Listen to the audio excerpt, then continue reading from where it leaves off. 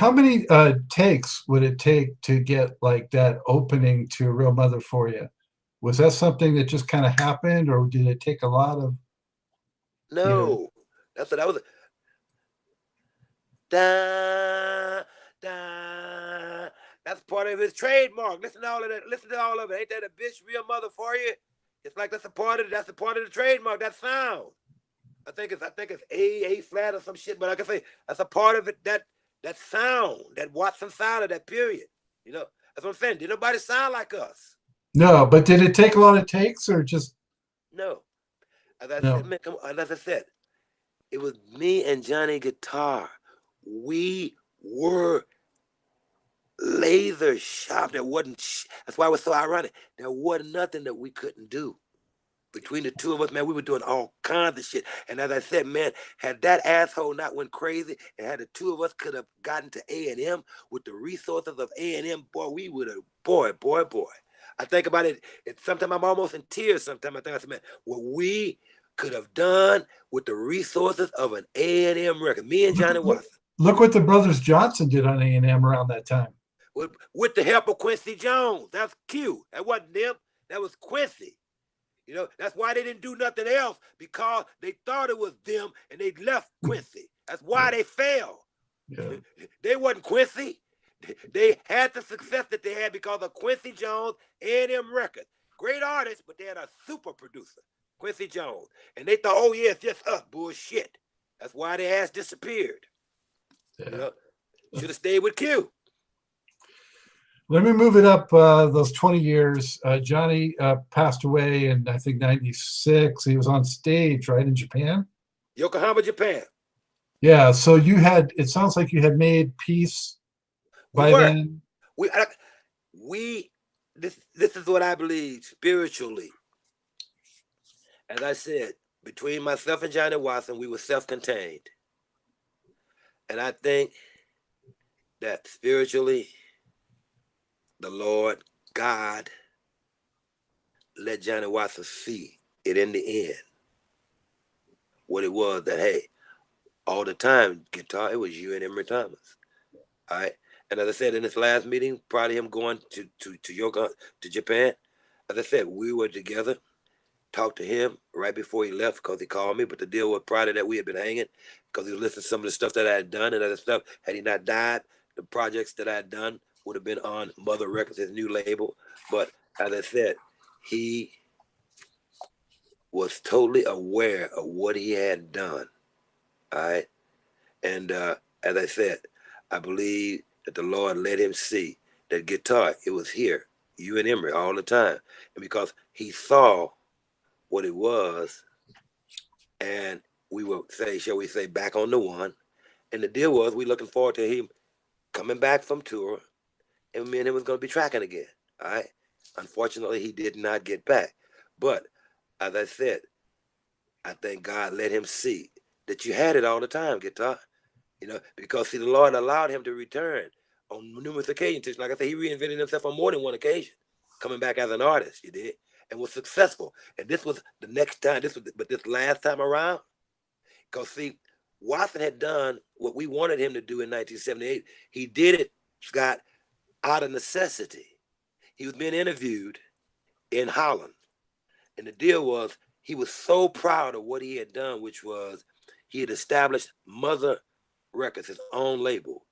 And the reason that he had done that, Scott, is because Johnny Watson, who had been blackballed out of the business by A&M for fucking up, couldn't get no deal. Wasn't nobody signing him.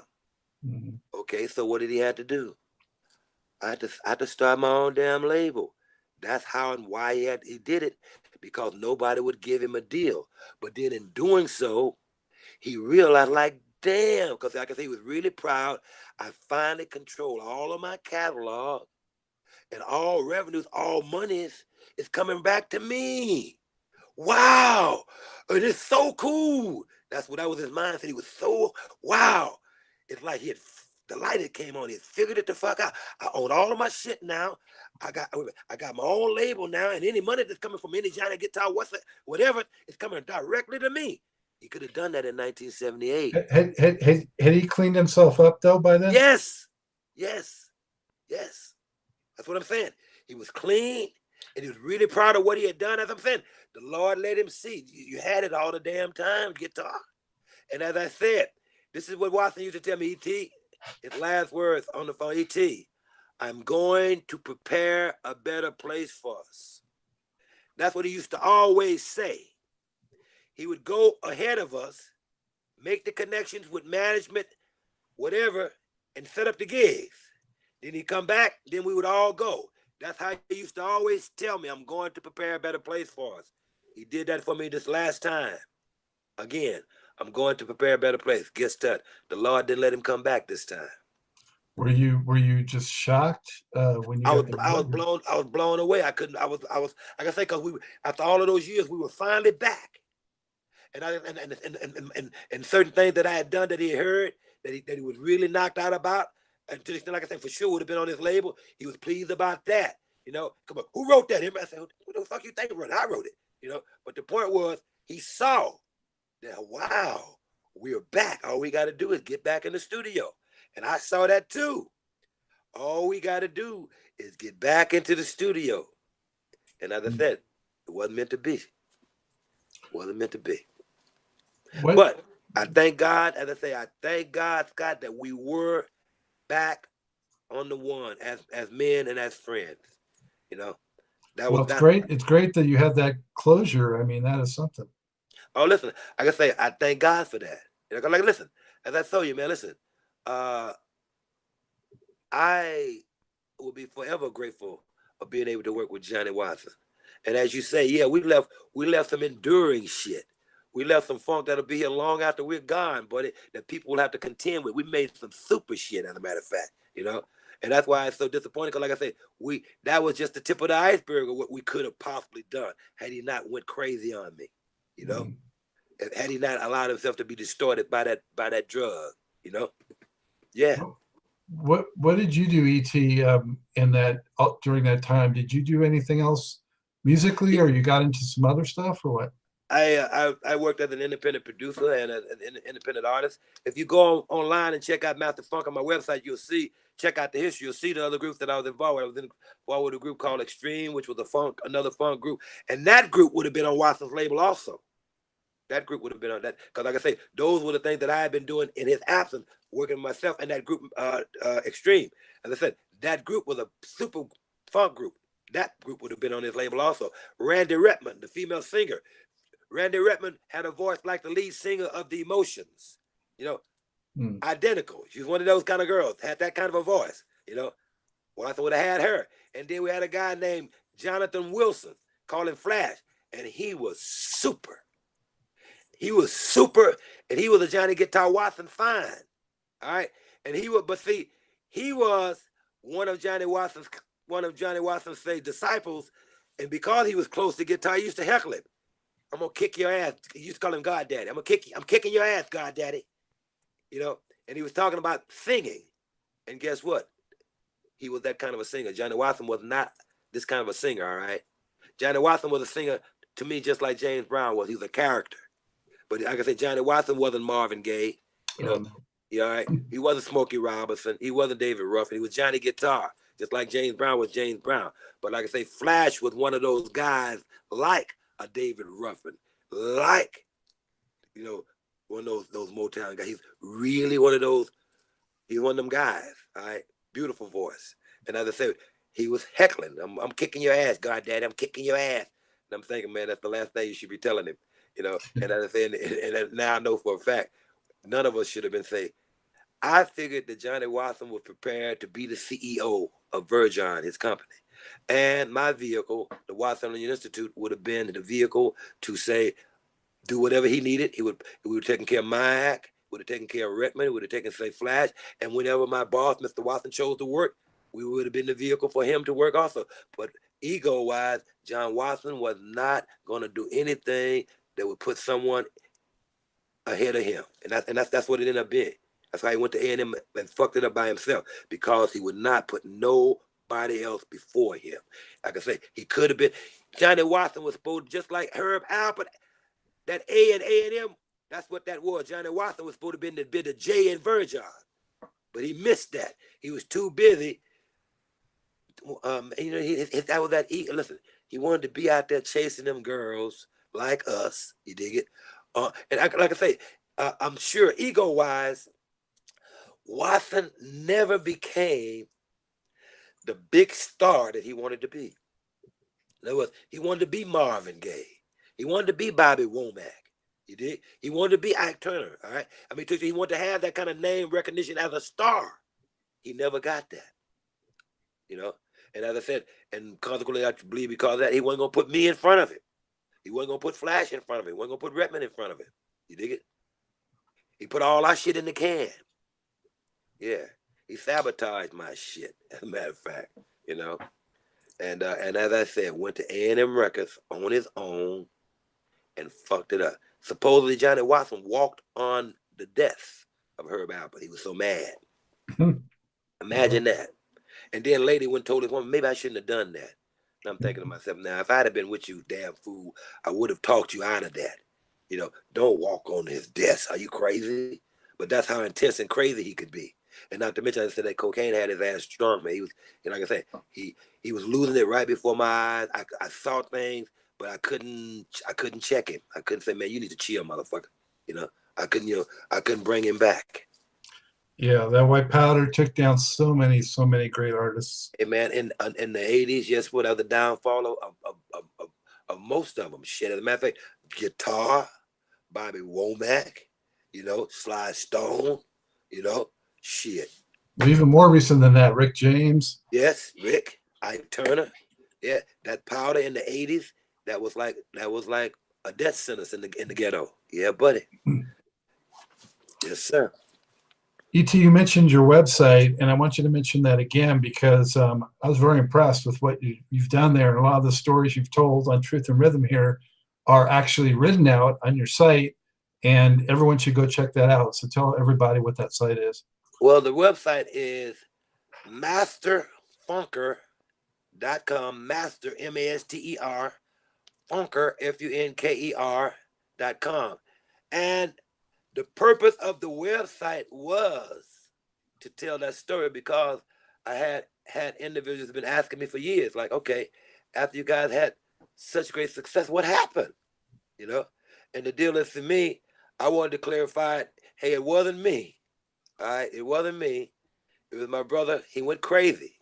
He did. And as I said, for many years, I was reluctant to even say share or talk about that, you know, and talk about our monies and all, and how he screwed up the money at A&M, and talk about the kind of monies that sent him off with DJM. As a matter of fact, I ain't gonna quote no figures, but when we first got the first big royalty check from DJM, and I got 5% of that, and but I'll just tell you, what Johnny Watson got, it made him so furious that he kicked over his mama's coffee table in the living room. he was not happy about it at all. You dig? Between management and the record company, he got screwed. You dig? So I mean, to the extent that 2 gold albums. Yeah, okay. And like I said, I ain't gonna talk no figures, but believe me, he was not happy, man. But like I said, at that particular point, he didn't share it with me, you know. And he went behind the scenes, and like I say, he took all of the quality material. As a matter of fact, he gave them material.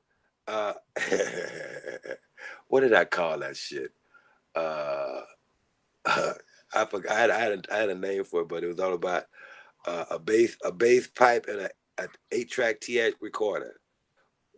You know, that's what Johnny Watson and the Family Clones was. That was a bass pipe, an 8-track TX, and his bedroom. Bullshit. You know, that's what that was. Was Telephone Bill the last one that you were on?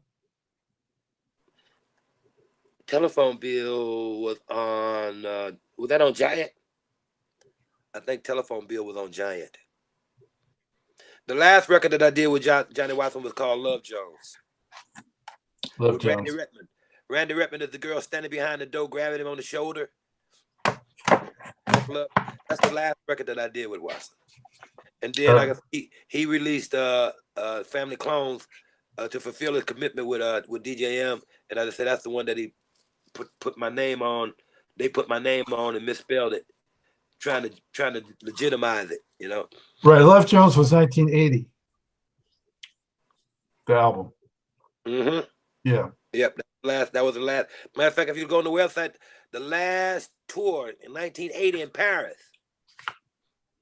That was my last tour, and also that ironically that particular night, that was the night the guitar came to me and told me, "E.T., I am tired of you motherfuckers sounding better than me." Mm. That video, that Paris 1980 video, that was the night that he said that to me, and shortly thereafter, that was the end of our relationship.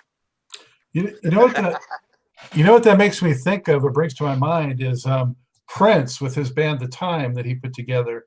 The Time was opening for Prince, and they were kicking his band's ass. Right. And he pulled them off of his own tour, and he created them. Yes. Well, I can say it's like they created the Frankenstein monster and it scared the shit out of them. That's what happened to guitar.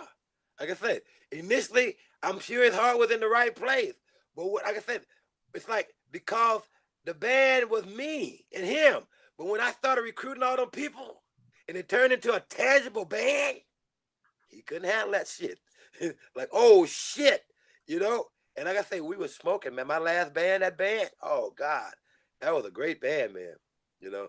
Yeah. Oh, buddy, that was a great band. Well, we've been talking longer than planned. I've really had a great time talking with you and going through all the history. Is there anything else that you'd like to get out there as like a message to fans and that kind of thing? Yeah, the fans can tell all these rapper guys they should pay me for sampling me. I'm talking Snoop Dogg, Dr. Dre, Mary J. Blige, Redmond, wow, what's this other one? Kanye, with all of them. They sample. So all of those people that are sampling Johnny Guitar Watson, the Fantasy days, the DJ M days, my understanding is that these rappers are sampling the beat. And my recollection is that the beat was the drummer. And the drummer was Emry Thomas, not Johnny Guitar Watson. All right? And Johnny Guitar Watson's family is still being paid. I mean, to them sample guys, I'm sure that they're paying their bills, but they're giving it to, say, somebody in his family. I'm not getting paid, And I don't really have an issue with that. But like I said, the deal is, because our chances, that's thousands of dollars that I'll never recoup, But as I said earlier to you, I'm really set on that the truth be told, And as I say, the truth is that I loved Johnny Watson with a passion. He was my brother. He was my mentor. And he did way more good for me than he did bad. And also the bad that he did to me, he also did it to his fool ass self. Because what he did was by cutting off his relationship with me, Scott, he stopped being the independent producer that he was. It's like, I was like his human drum machine. Guitar could call me at midnight, all right? And the next day, we'd be in the studio tracking. That's how efficient he could be.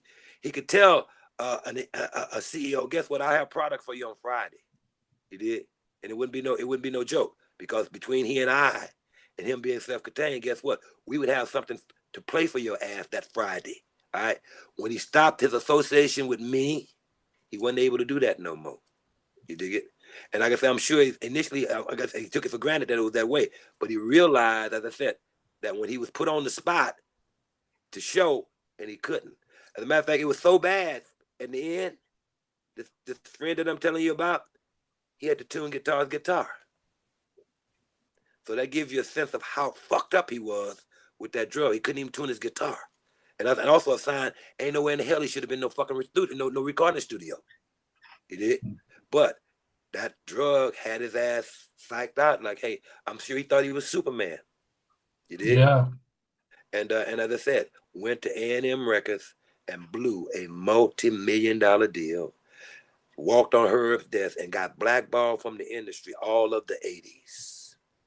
He was affiliated with them in the early 80s. His ass disappeared for the 80s. All right? Came back early 90s. with that strike on computers, all right, which was okay. And then he did the one the Bow Wow thing, you know, and that was basically it. And I've heard that there was materials and stuff that he had in the can, but I never heard any of the stuff supposedly that he done afterwards. You know, I don't have a clue. As I said, the stuff that he did for A&M, I don't have a clue of how none of it sounded. You know, but as I said, if it sounded anything like, say, the Family Clones, I can understand why they rejected it. Are you? What about you? Are you still keeping your drum chops up? Are you playing it all these days? Well, I'm the drummingest guy you ever want to see in your life. I play better than I've ever played in my life.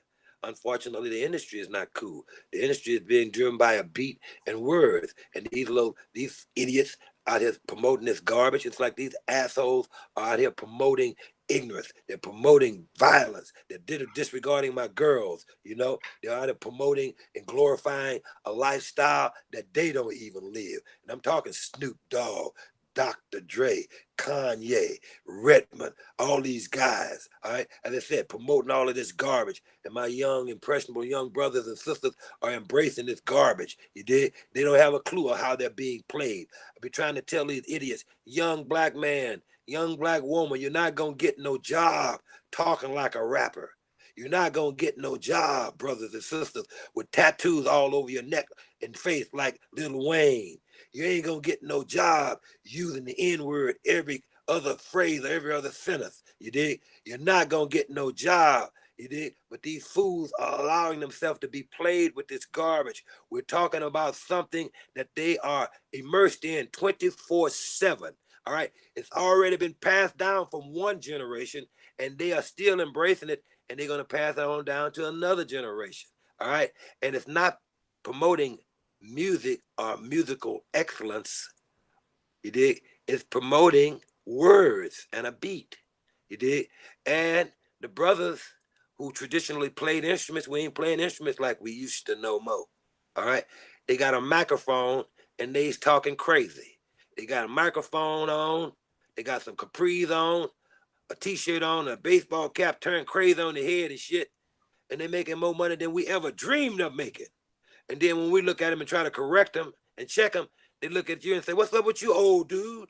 As they're counting a handful of $100 bills. You did? And people like Jay-Z is buying basketball teams. So who do you think the little young brothers and sisters are listening to? Me or Jay-Z? Because guess what? I ain't counting no $100 bills and buying no basketball teams. You did? They're listening to these idiots, and they don't seem to understand that, yeah, these guys will continue to give these idiots that kind of money to keep pouring that poison into my communities. Yeah, absolutely. Them damn fools. Like I said, I don't know how, but I'm on a mission to try to say, bring it to light to let my young folks understand how they're being played with this rap garbage. Rap music is lines and spaces, notes and chords, time signatures, theory, that's music. And consequently, because of that, it's connected and it evolves, it grows. A sample of a sample of a sample. What happens to creativity, young man, young woman? There ain't no creativity. You know, in my website, it's like I said, it's like taking a painting by Picasso or one of those great guys and cutting it up in all kind of little pieces, then taking some of your shit, cutting it all up in little pieces and coming up with a new say configuration, and then you call it yours. I did this. And see, that's what these young folks are doing. And they don't have a clue. And they don't, and unfortunately, the irony is, see, one of the most unforgiving words in the dictionary is ignorance. People don't even know when they're ignorant. And that's what's happening. They don't even know that they're ignorant. They're being told that this is the bomb. This is the greatest shit that ever, and it's completely garbage. Little kids say, "I want to be a rapper." I said, "Well, I want to wrap you upside your head and wake your fool ass up. You want to be a rapper? All right. What you want to be a orator? You want to be a poet? You want to be an English teacher? Okay, cool. That has merit for me. That has some credibility. But you want to be a rapper?" Then I asked her, I said, "You want to be a rapper? You know that rappers, they go to jail, Scott." That's one of the prerequisites of being a rapper. You go to jail and shit. All right. Also, and you get been shot 2-3 times. Oh, is that something that you really want, young man? You want to get shot? You want to get shot so you can have some credibility.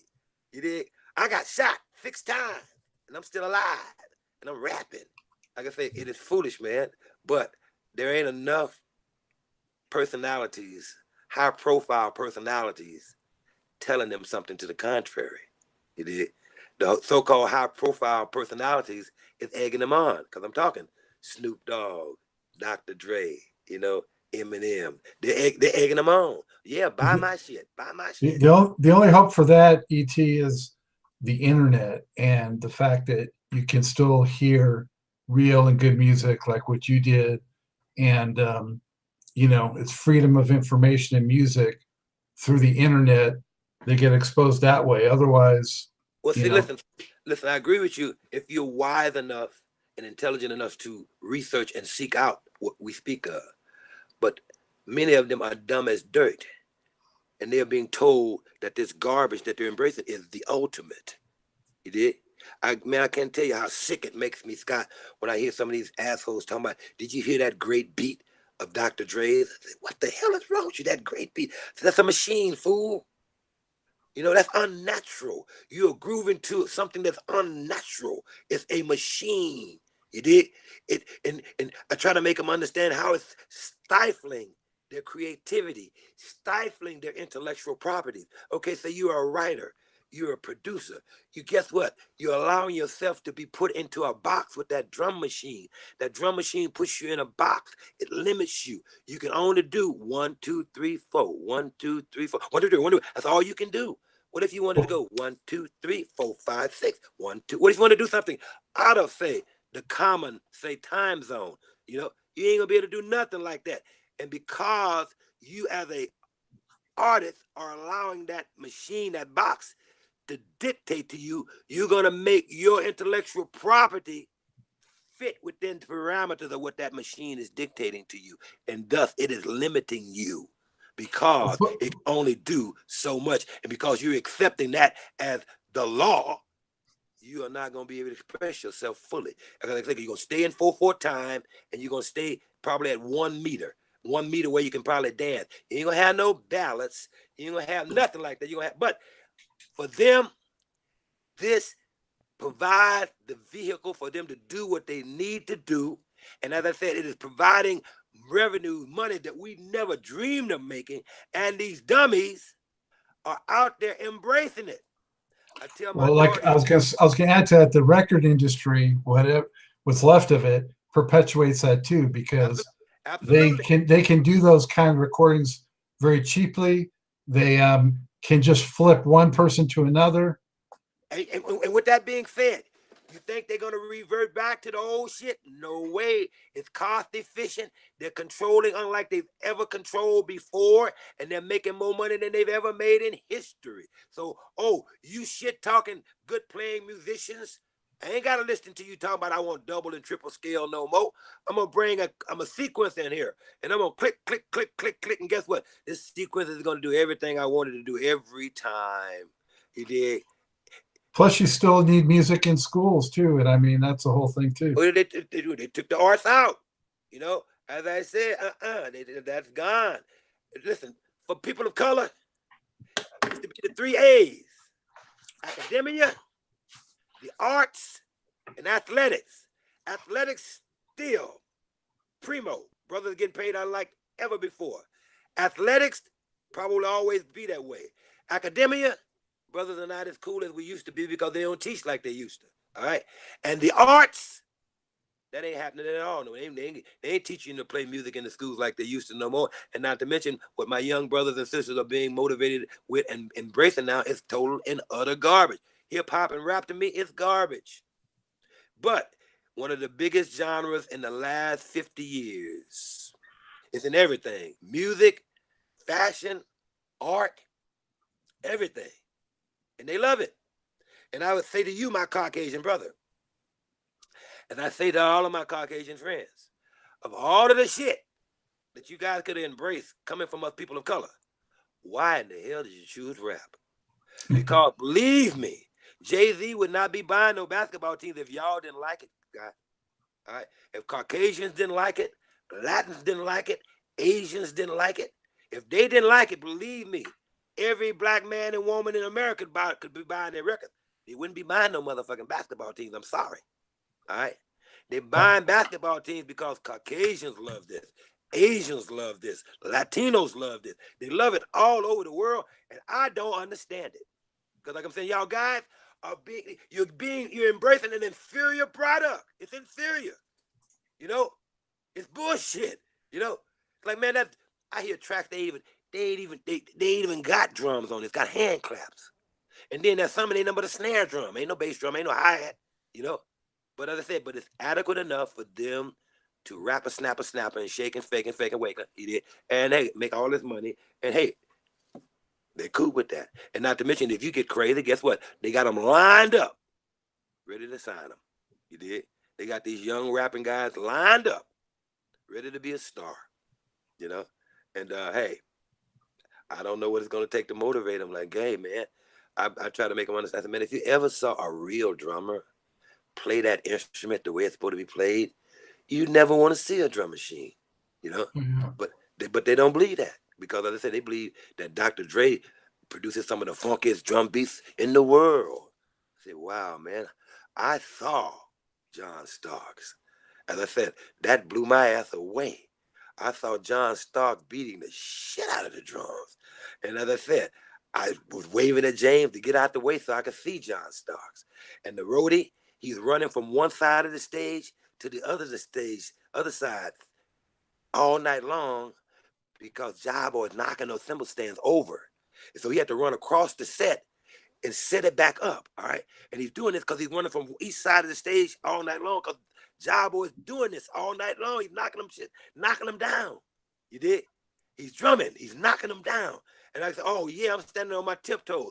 I was inspired. I'm saying, and you guys are telling me that you go into these rap concerts, here's a guy standing up there with a turntable and shit, scricker, and you telling me you're inspired? You're inspired. Ain't nothing on stage. The stage is completely black, no props, nothing, just black curtains and a turntable, double turntable, one guy up there and he's spinning records, and oh, that's inspiring them. I said, man, you guys are being played big as shit and y'all don't see it, you know? And I told my daughter, if any of her fellows be taking them to that kind of shit, to fire his ass, you know? Don't hang out with them kind of guys. They taking you something, and here's someone up on stage, low rate, just disrespecting you, talking crazy, calling you bitches and calling you hoes and all that kind of shit, and you out there appreciating it. I said, your man and took you to something like that? Nowhere in the hell should you be with a fella like that. You did? He's an idiot too. Most of them are idiots that are out there listening to that garbage. I heard a song, Halloween Night, man, that really pissed me off. There's a song that they got, it's called, I Got Murder on My Mind. Chicka chaka chicka chicka chaka chicka. I got murder on my mind. Rapping and the snapping and the shaking and the faking and the ducking and the hooking. I got murder on my mind. I heard this man, I said, who in the hell produced that? Whoever did that, they should shoot that bastard. Ain't no black person supposed to be saying nothing like that. No intelligent person, not only just a black, but no intelligent person supposed to be saying no shit like that. I got murder on my mind. You know, and this is a rap record that is being sold to our children. I got murder on my mind. And I'm at a Versateller at a B of A bank trying to get some money out. And these kids are out trick-or-treating. They're standing behind me, waiting in a parking lot for their mother to pick them up because this is a commercial zone, well lit. So mom has probably told them, I'm going to pick you up in that spot. But as I said, they're sitting there waiting. They're playing this I Got Murder on My Mind loud. It's filling the neighborhood. And they all got masks on, Scott. I'm standing at a Versateller taking money out of the bank. These kids are behind me, and there's this little Asian lady standing right beside me at the other Versateller. She's about to pee on herself because they are scaring the shit out of her. You dig it? And I turned to her and said, ma'am, it's fine. They're just young. They just don't know no better. All right? Because they could have been no 11, 12, 13 years of age. Kids. But as I said, they don't have a clue that they're playing something that's making people very uncomfortable. I got murder on my mind. And not to mention you little black asses with masks on behind someone taking money out of a Versateller. Oh, you don't think that makes them uneasy? But yeah, you little dumb 13, 12, 13, yeah, y'all oblivious. Y'all are little young dummies. But for grown people, you know that if the wrong person picks up the phone hysterical and calls the police, I know that my little young brothers and sisters are going to have a problem that night. Because if the police shows up and they done got programmed with, hey, there's somebody talking about murder and they're black. Guess what, Scott? It would have been a long evening for them little black kids, you know? And their mom was mad at me because I'm telling them, yo, guys, that's not cool. Oh, my kids wouldn't do nothing like that. My kids are good kids. They're not impressionable. And I'm saying, yeah, I understand that. I said, but I'm talking about outside forces that may identify with what your children are doing and they misunderstand it. And they call the authorities, and the authorities are going to be programmed psychologically that there's something really critical wrong because we're talking about murder. You know, in their eyes, it's a game. But to the police, that wouldn't be no damn game. All right. And so I'm telling the mom, you mess around, you'll be shopping for a funeral and you'll be wondering why, you know, because it ain't cool, you know. But that's what I'm saying about this whole vehicle. This rap vehicle is they're looking at it's entertainment. Okay, I accept that. But it shouldn't be a lifestyle. They shouldn't be listening to this shit 24/7, which is what they do. 24/7, playing video games all day long. You did? Yeah. Yeah, I hear you. I have a 14-year-old, so I definitely worry about those things too. But you got a 14-year-old and daddy's there, and that makes a difference. 7 out of 10, 70% of us are still born without our daddies. And that's why we're growing up buck wild crazy. These little young brothers are growing up crazy enough to want to even fight their mama. You dig it? Say, what the hell is wrong with you? Mother Earth, the person that gave your ass life, you are so upset, she's so mad that you would really want to physically attack your mother. She said or done something that has upset you so bad that you want to physically hurt her. And like I said, a lot of these fools, because they're not growing up with their father, they don't have no real role models and shit, they're growing up crazy. You did? On the serious side. Listen, my nephews, my family, it's almost an embarrassment. My family is totally dysfunctional. You did? On the serious side. But as I said, that's the nature of not having your father. I was the same way. But I had a very strong, intense Leo mama. Guess what? And she didn't take no prisoners. She raised my ass. And I tell folks all the time, thank God for my mama, Mama Josie. Mama Josie raised my ass. She did not take no prisoners. All right. And I used to think that my mama was a witch. I would come home and my mama would be knowing shit that I had done out in the neighborhood. And I'd be saying, how the hell she know that? Because I grew up during the time of the extended family. You did? Girl, I saw Emry doing so and so and so and so and so and so. And guess what? I come home thinking I'm cool. And my mama know the whole whatever, what I've been over in the neighborhood and done. And boy, guess what? She fried my ass. You know, and as I said, I thank God that my mama was that way, because I could have grew up strange. I could have been, say, one of those people that was in and out of the penitentiary. But no, my mama didn't allow that one. You did? And as I said, that's what's missing with a lot of my young brothers right now. They ain't got that.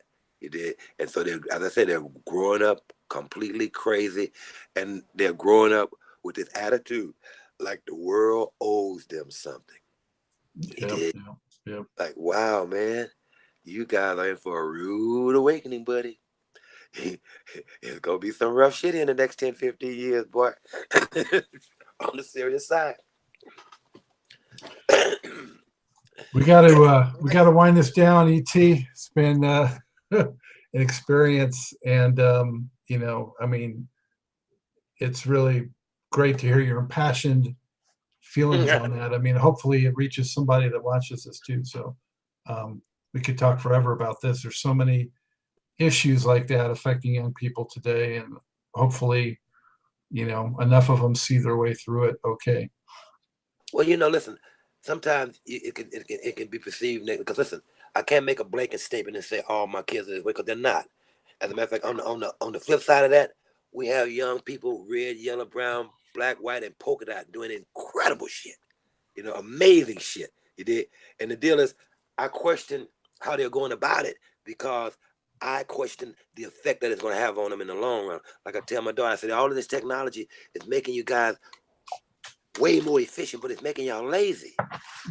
You did? You're not thinking like we used to think. You're not going to the library and going through those stacks in the book like we used to. You pushing a button. Wait a minute. Look around. I don't know if it's happening in North Carolina, but they don't even walk no more. They got these little scooters all over UCLA.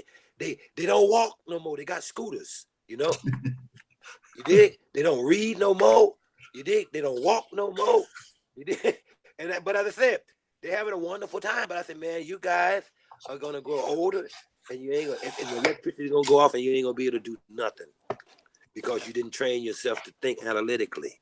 You did. You train yourself to push buttons, and as long as the buttons are functionable, you did. You're gonna be fine. But machines break, and so you should try to be one of those folks that fix the machine, because see, the human factor will never, ever, ever be forgotten. You did. And see, that's all about what drums are. The human factor. You got to play them bad boys. All right. You got to play those drums. You dig it?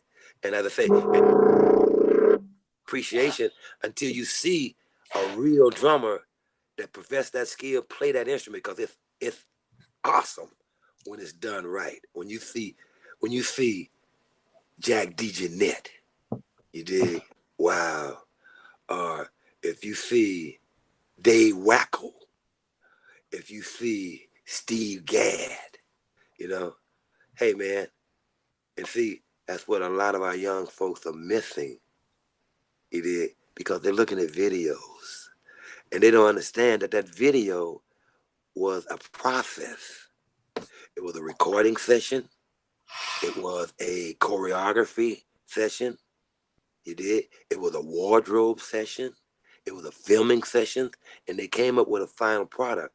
But they're looking at that product like it was one deal, and they don't understand the process that it took to say, give them that video. But they're looking at videos, and they're thinking that the videos are in real time, and that's the norm, you know? And that's the farthest thing from the truth, you know? And as I said, the things that we grew up, the actual hands-on human factor, that bass player, that drummer, that guitarist, that pianist, you know, playing those instruments together in sequence, you did. That still happens, you know. But you know where it's happening still? Country and Western. Because they're still playing the instruments, you did. And blues artists, they're still playing those instruments, all right? Rock artists, they're still playing those instruments in traditional ways. R&B, when is the last time that a black person won the R&B award, Scott? Oh, the band R&B bands. I mean, they disappeared halfway through the '80s, at least, you know, in terms of popular music. Uptown Funk is winning the R&B award because they still funking. We're not funking. We're rapping. We're not funking. As I said, we are not doing what. Listen, the highest form of black musical expression is jazz. We ain't done nothing better than that. All right. So the next reality for us musically will have to say be equal to or surpass jazz. And we ain't done nothing close to that at this point. Nothing close to it. And these idiots have nerve enough to equate some of the things that they're doing with jazz, because they say things like jazz was misunderstood in the beginning also. And they say that kind of shit about rap. Man, give me a break. They try to talk about Miles. I said, man, Miles went to Juilliard. You know? You're going to try to compare one of these rapper guys with someone that went to Juilliard? Someone, as I said, that don't even know what a note is because they don't use notes. You know? As I said, ain't giving a shit about, don't even know that they sing in a certain key. You know? So how in the hell is that going to equate to, say, a musical exchange? It's like I'm talking in a language that you don't even understand. And you're also disrespectful enough that you don't even care, that you don't understand, because you're making so much money doing what you do. And you're being told by your peers that what you're doing is the bomb. And they're just as ignorant as you are. And it's like, as I said, you don't even know that you're ignorant. You think that you think you really got it going on. Hey, T, I got a cut, man. It's getting I'm gonna talk your ass to midnight. It's almost 8 o'clock on the East Coast here, so I hope you got what you needed, sir. Yeah, do you want to shut us down with some positive message real quick? The positive message is, let's all of us try to keep real music and musicianship alive. Also, we have to figure out how to enlighten our young people and make them understand while they're embracing this art form, that this art form is not music. All right. It is poetry, it is spoken word, it is vocalese, whatever, but it is not music. And consequently, because it is not music, it is displacing music, real music, and musicianship. And I would hope to be, based upon what I do, which is say play this instrument, drums, I would hope to be one of these individuals to keep the manual approach to music alive. You know, coordinated independency, which is your hand, your feet, your fingers, and all those are necessary to play these instruments. All right. And I hope that we understand that it is important that we must continue to play the instruments, you know, because everything is becoming so mechanical, you know, so much robotics, that everything is going to be fake, as a matter of fact, you know, because see, that's what I feel like a lot of the music, that the mechanic is fake, you know. It ain't what I grew up with, you know. Is there any chance we're going to hear you on any new recordings or hear old ones? You're gonna hear some new recordings. As I said, my website is almost finished. The text and the images have been done, and the audio I have to get in the studio to edit, you know, the audio for the website, and that's the last part of the process. As a matter of fact, you know, once I get into the studio, edit the music, I have to get snippets of certain tracks and all, and I would share older stuff, and I would share some of the new stuff. Beautiful. Give that website one more time. Masterfunker.com. MasterFunker.com. Check a brother out. Hey, thank you so much for doing this. It took us a while to get the technology together, but we did it. Scott, brother, I really appreciate you, sir. I really appreciate your interest, and it's going to be people like you that will maintain and keep the blues alive, as a matter of fact.